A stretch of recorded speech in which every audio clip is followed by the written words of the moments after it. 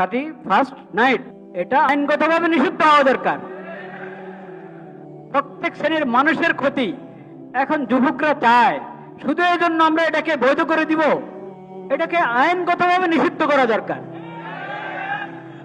যদি সরকার মানুষকে ওই পথে চালাতে দেয় যে পথে মানুষের ফায়দা, তাহলে এটা করবে। আর যদি মানুষকে মানুষের তালে চালাও, মানুষকে মানুষের তালে চালাতে দাও, তাহলে আমরা নিজেদের ইচ্ছা মতো ক্ষমতা চালাতে পারবো।